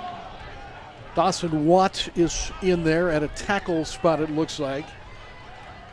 Second and 12 for the Blue Jays. Jet Crouch is still in there. I'm seeing a player that I don't even have a number for, so we'll see if we can figure that out.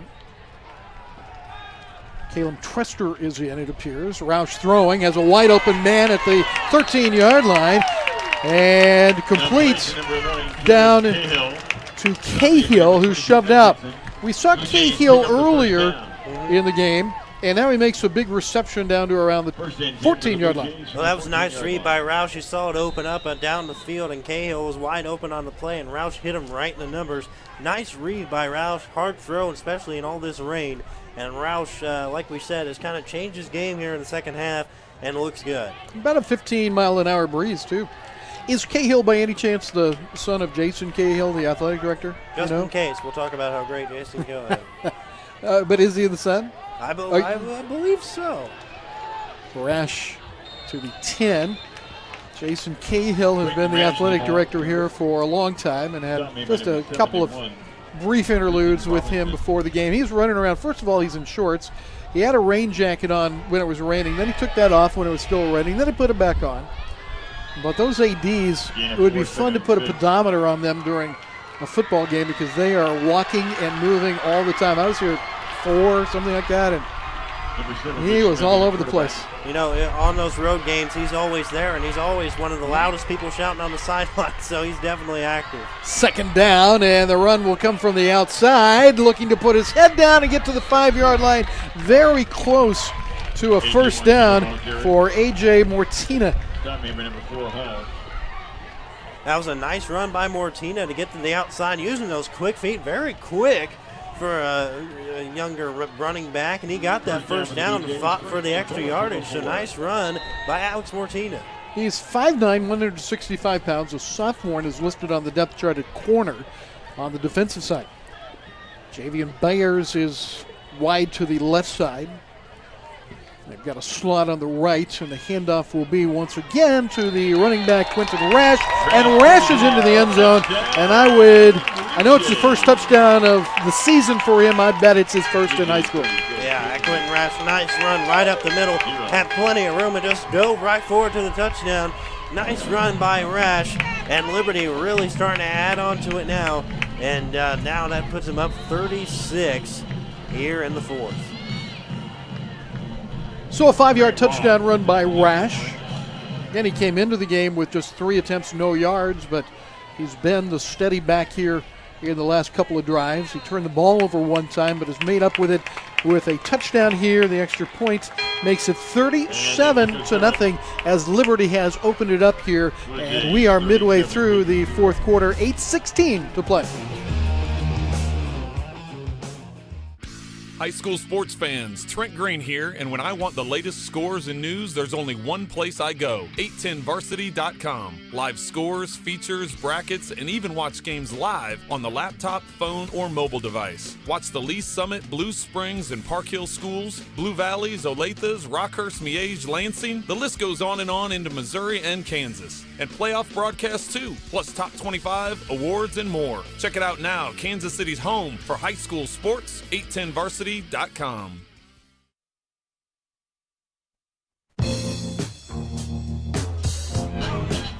I am Rick Cole along with Eric Johnson tonight from Liberty, where this game started out close, but a big second quarter by the Blue Jays. They led 21-0 at half, scoring all their touchdowns in the second quarter. And since then, Lowry has had a 25-yard run. There's been a safety on a bad Truman snap, and Quentin Rash moments ago a 5-yard run to make it 37-0. Jack Lowry has 3 touchdown rushings tonight for Liberty. And the Blue Jays will kick off again. And just to give you an update on that Suburban Red Conference all eyes on matchup, Staley 14-7 with 9:19 left to go in the fourth quarter. Sounds like one of those rock'em sock'em kind of games. Yeah. You see the spread so often in the high scores, and kind of refreshing to see something like that. The weather may play a factor in that one as well. Well, it looks like that's around the city. Park Hill also keeping that score 20-0 against Liberty North. Liberty will play them next week. McKinney back to receive. Have I told you about my Russian grandparents lately? Well, you can try that one again. I mean, No. This will be rather short. And that's a live ball, finally picked up by McKinney. And I'll tell you, Liberty continues to really hammer the returners for Truman. well, I'll tell you what, Freegon teaches his guys not to quit. He's got a lot of intensity in him. One of the nicest guys you'll ever meet, Chad Freegon. But he's got a lot of intensity and teaches it in his players. And, you know, he had a couple rough years a couple years ago, but really rebuilt this program back to where they were, kind of a middle-of-the-road power. And he's really started to rebuild this program nicely. Back-to-back district championship appearances. Unfortunately lost to easily one of the best teams in the state of Staley. But, you know, he looks to get back to that point yet again this year, and so far off to a good start. Truman's football at their own 17-yard line, down 38-0. 37-0, excuse me. The odd score caused by that safety. Carter Brown, a junior, running for his life and finding some running room, and finally influenced out of bounds by Liberty.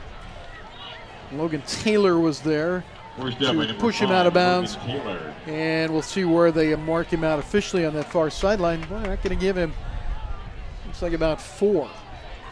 By the way, I don't know if you can see it in your camera, but the yardstick now has a lighted number. It's been showing up pretty well, especially through the rain.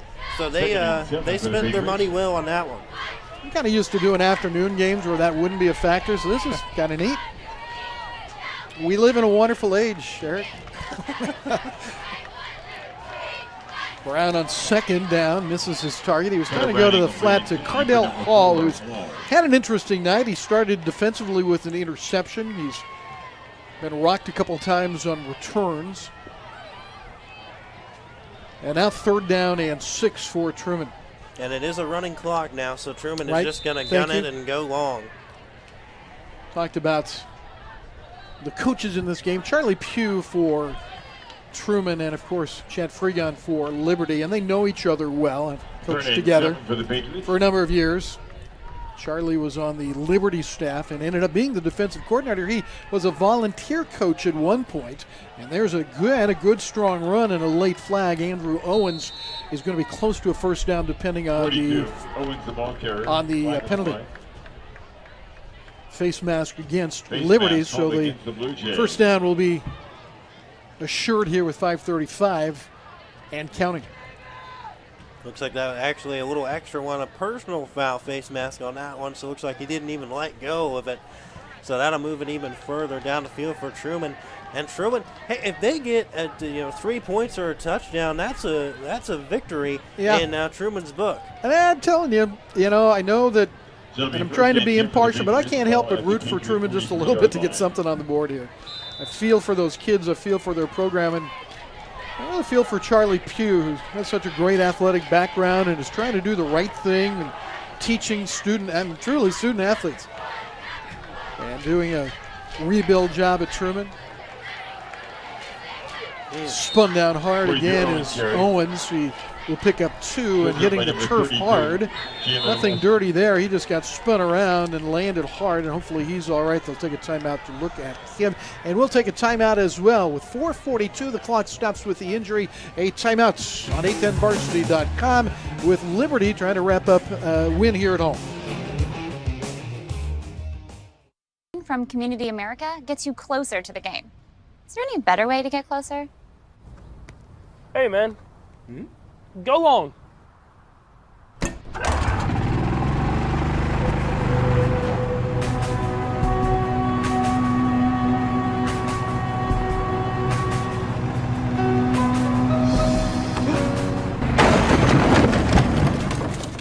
Chiefs checking from Community America.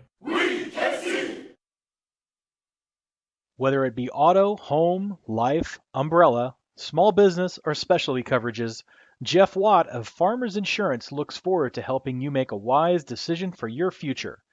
Jeff's been a long-time resident of Liberty and is happy to answer any questions you might have. Give Jeff a call at 816-792-1415 or visit farmersagent.com/jwatt. Jeff Watt of Farmers Insurance, a proud supporter of the Liberty community and athletics.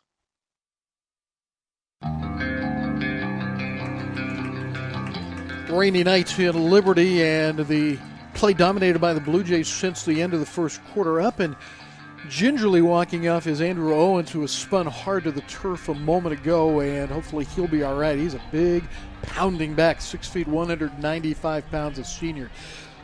And now Truman faces 2nd down and 9. The clock stops, even with the running clock, with the injury at 4:42. The injury rule the running clock comes into play with a 35-point lead, and I think that's a good thing. A lot of times at the college level, we kind of wish that would be the case. So 2nd down here, as Truman has had a tough time getting across the midfield stripe tonight, and obviously have not scored tonight.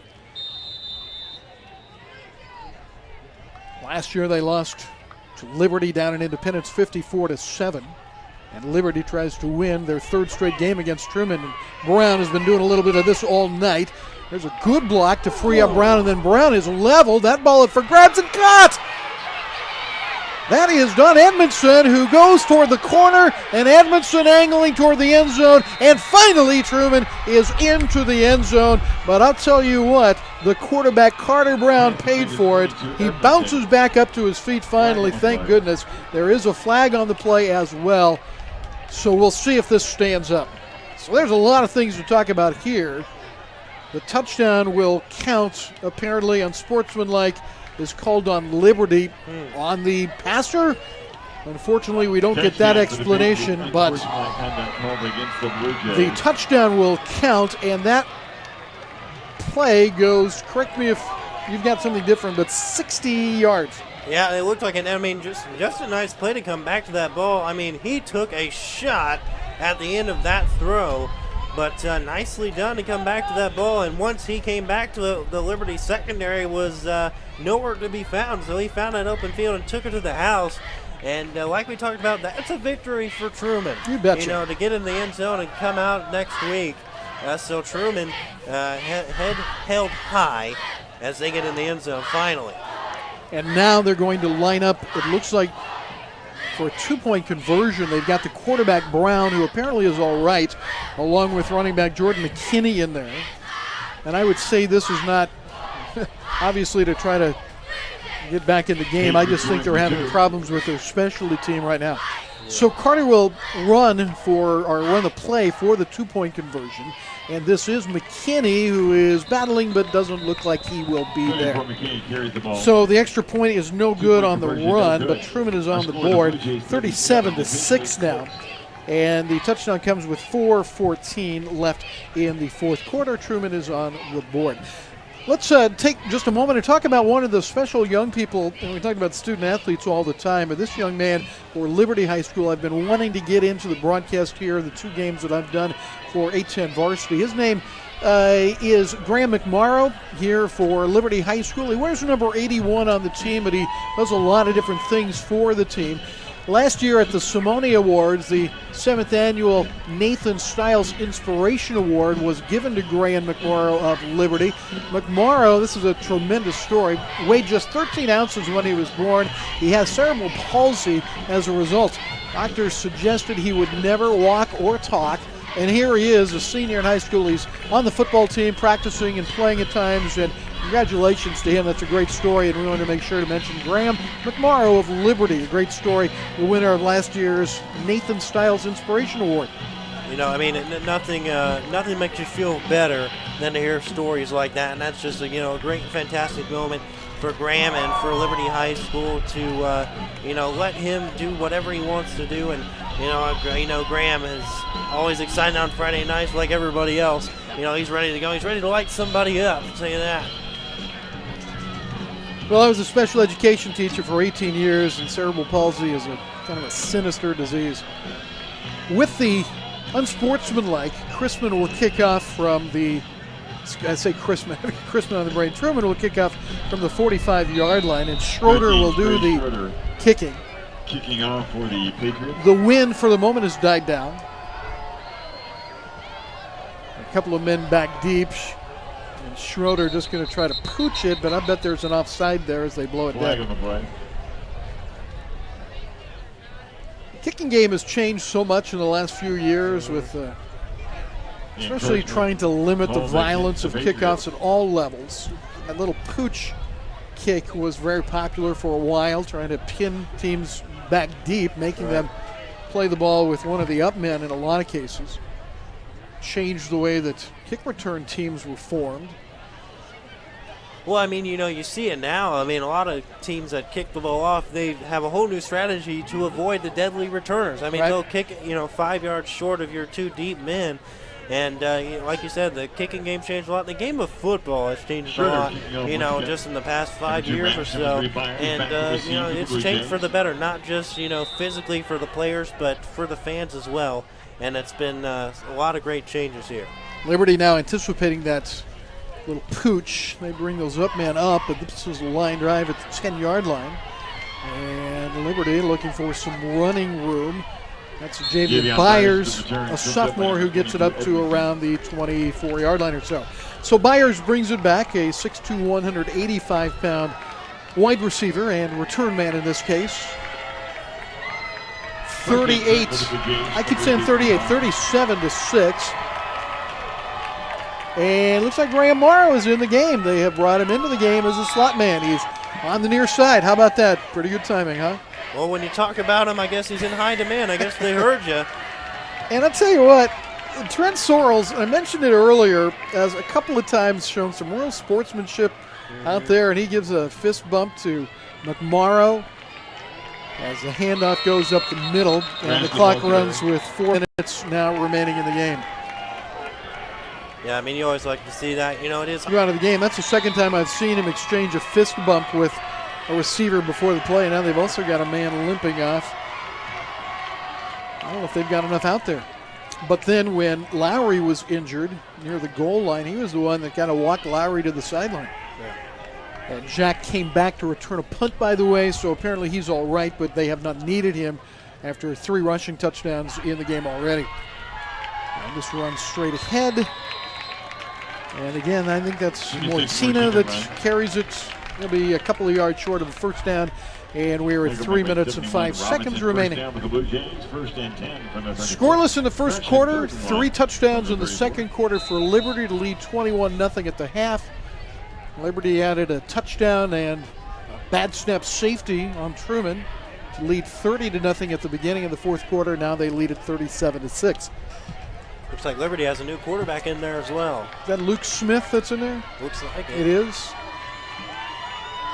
And Mortina around the end. He's got room down the sideline and pushed out at the 50-yard line. So Mortina carrying the ball and Clemens knocking him out at midfield. Mortino looks good. You know, he's got some quick feet and gets around the edge pretty well, so he's a guy to watch in the next couple of years. First down for Liberty. They're happy to let the play clock and the game clock run. With 12 seconds to snap the ball, they've got plenty of time to make their adjustments.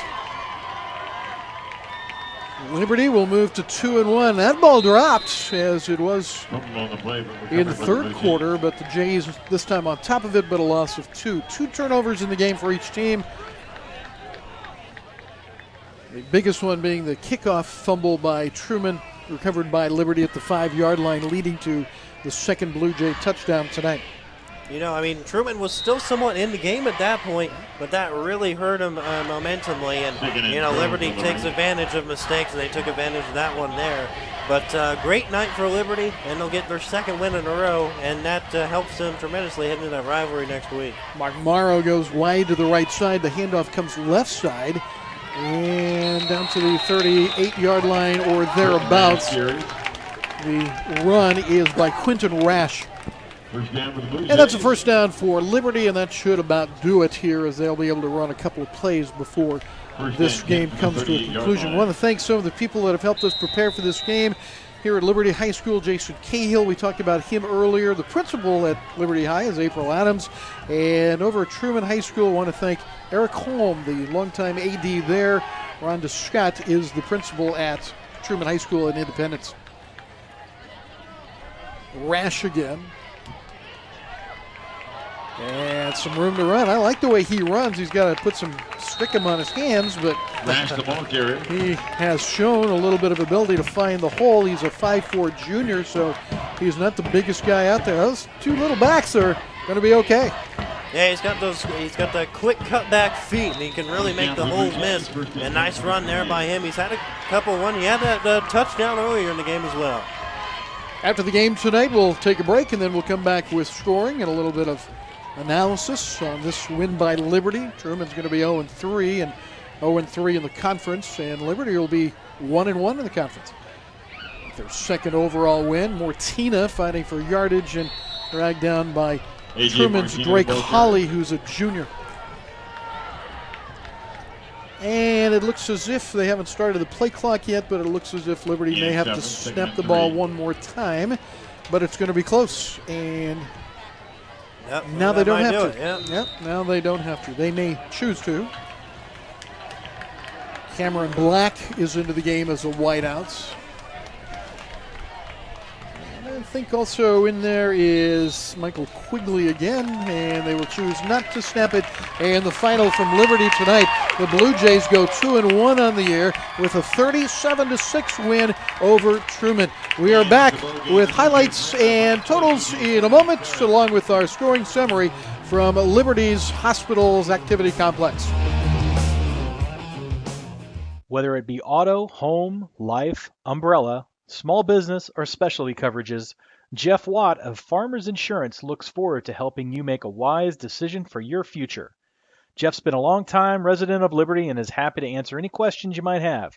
Give Jeff a call at 816-792-1415 or visit farmersagent.com/jwatt. Jeff Watt of Farmers Insurance, a proud supporter of the Liberty community and athletics.